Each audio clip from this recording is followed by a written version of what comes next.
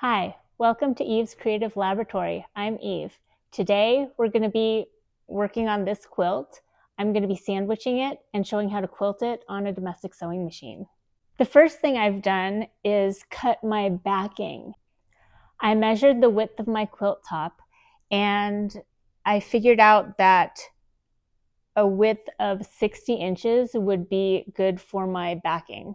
So I cut the backing 60 inches with the fabric, and I made two of those cuts and connected them at the selvage edge.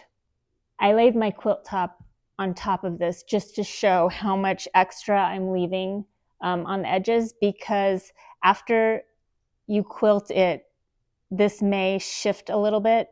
So you need extra backing and extra batting that is larger than your quilt top. And it's usually recommended about four inches on all sides. So now I'm going to be laying out my batting and showing how large I'm cutting my batting.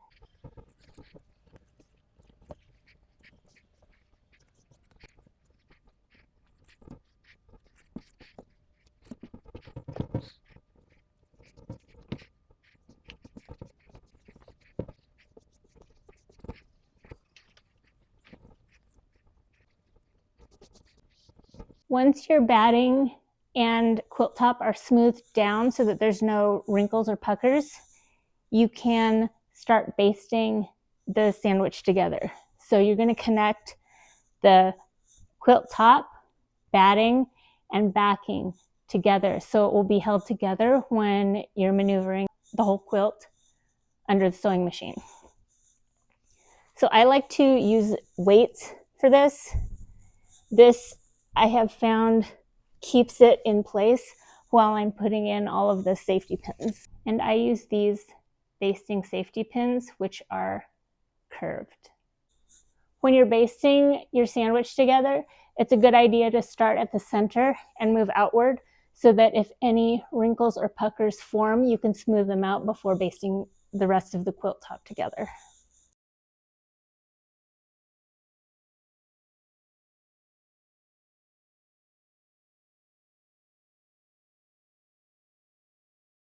I've put safety pins in all the centers of the flower, but I think I'm going to need some more safety pins, so I'm going to add them to the center of all the 4 patches as well.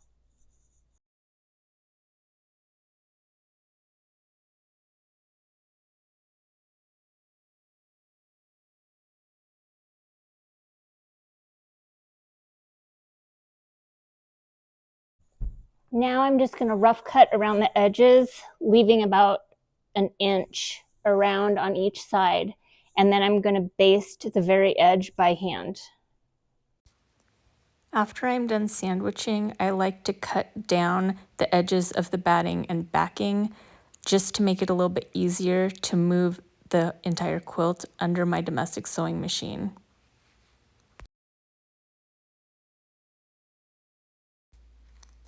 When I baste the edges by hand, I like to stay within a 1/4 inch of the very edge of the quilt top so that when I bind it, my binding will cover the basting stitches.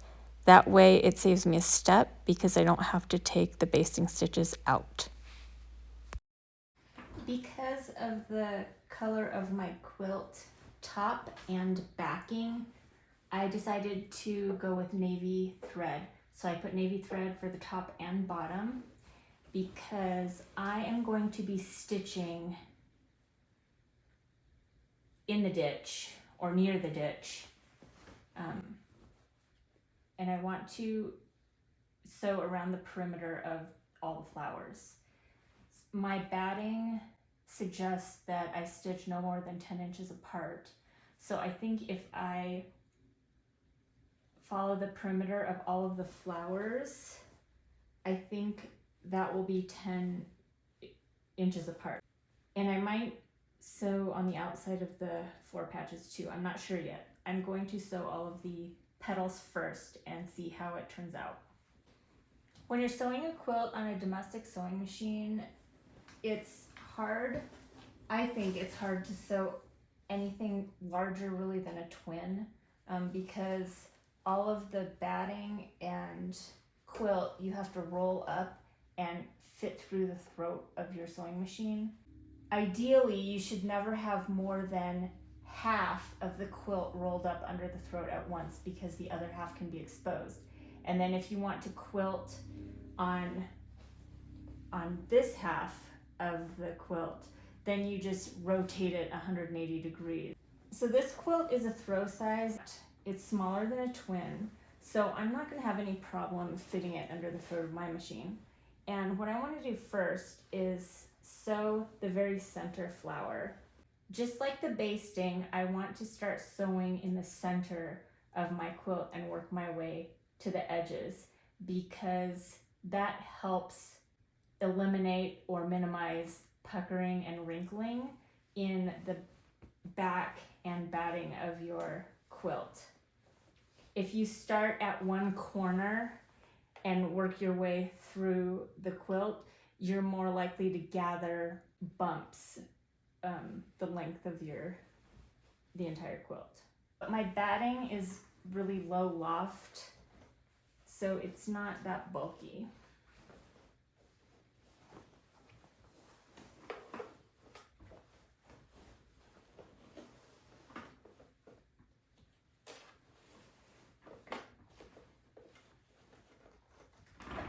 But if I'm gonna follow the perimeter of the petals, I'm gonna have to do a lot of pivoting. So I'm gonna start with this center flower and see how it goes.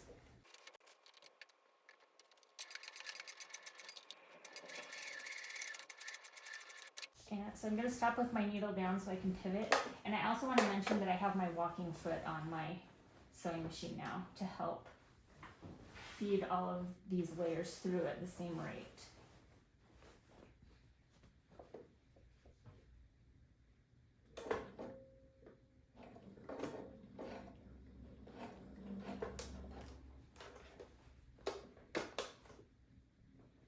And I'm gonna hold the weight of the quilt just to help guide it through so it doesn't get caught up on anything as it's trying to move.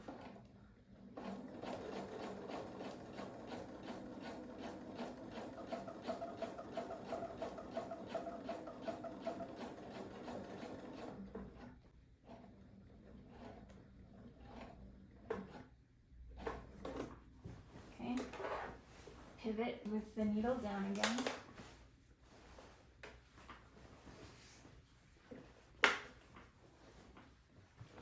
This is gonna get old, I can tell.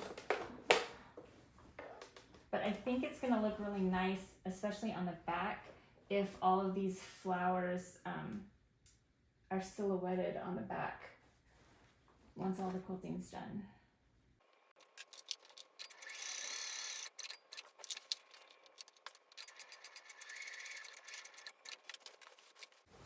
Let me try zooming in to see if that might be easier to see.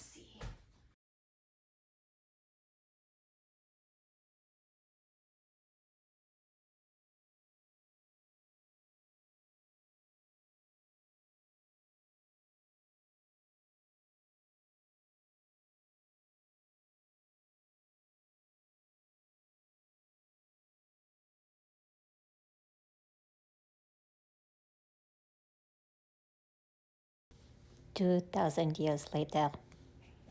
My machine has a knotting feature, so I don't have to back tack. All right, let's take a look at this first flower and see how it turned out.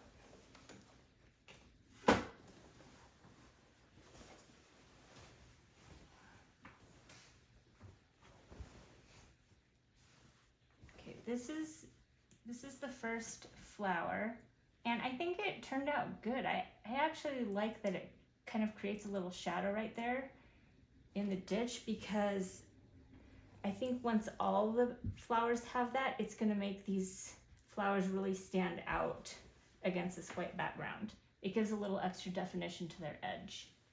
Now let's see how it turned out on the back. With the navy thread, you can hardly see it. It's right here.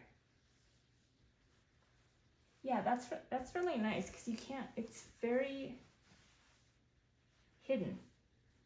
So I think I'm gonna like that. I'm gonna pick a flower right next door to this one and sew that and just work my way toward the edge. And I'm gonna continue like that until this is done.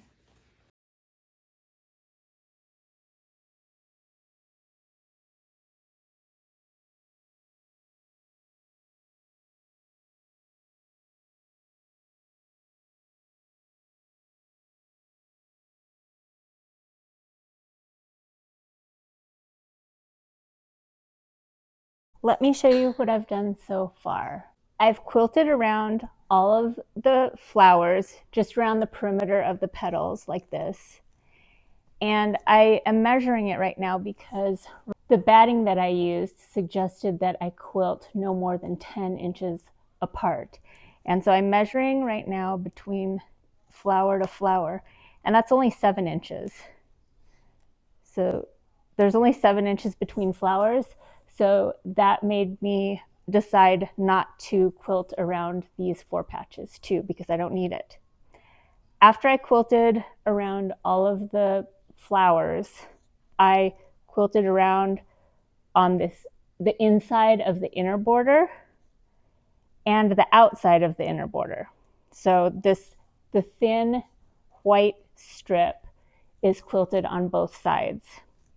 Now the edges of my quilt are still basted.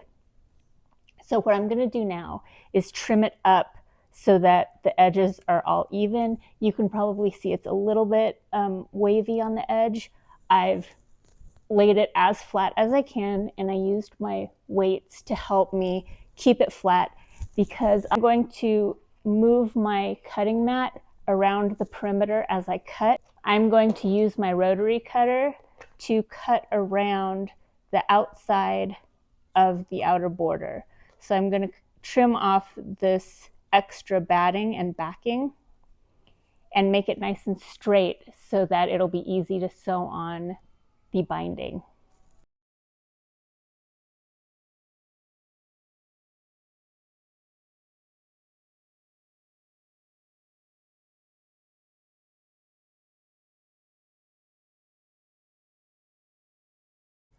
Now I can attach my binding.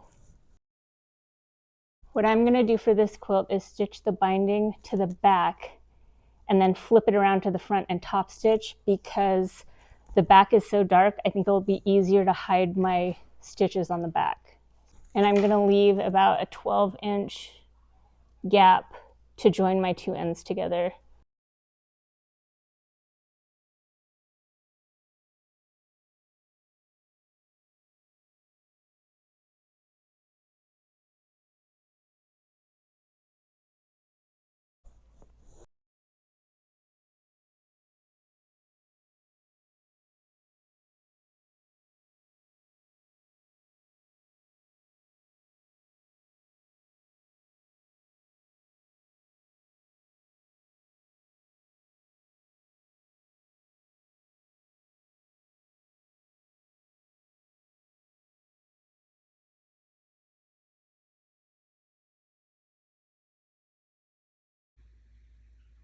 I'm finished with the all in a row quilt. What do you think? I love it. I am really proud of most of these 4 patches. They came out with really good points at the edges. And I do think that the outlining with the quilting around the perimeter of these flowers made them really crisp and stand out. The binding I sewed from the back and then I flipped over to the front and I top stitched along the front, and look at my mitered corners. They turned out really well. And I put my label on the back too. Oops. I put my label on the back. And what I'm planning to do with this quilt is donate it to my son's marching band fundraiser at the Wintercraft show. And I'm hoping to donate this to the silent auction there. So I hope it finds a lovely home. in December. Thanks for watching. Remember to like and subscribe, and I'll see you next time.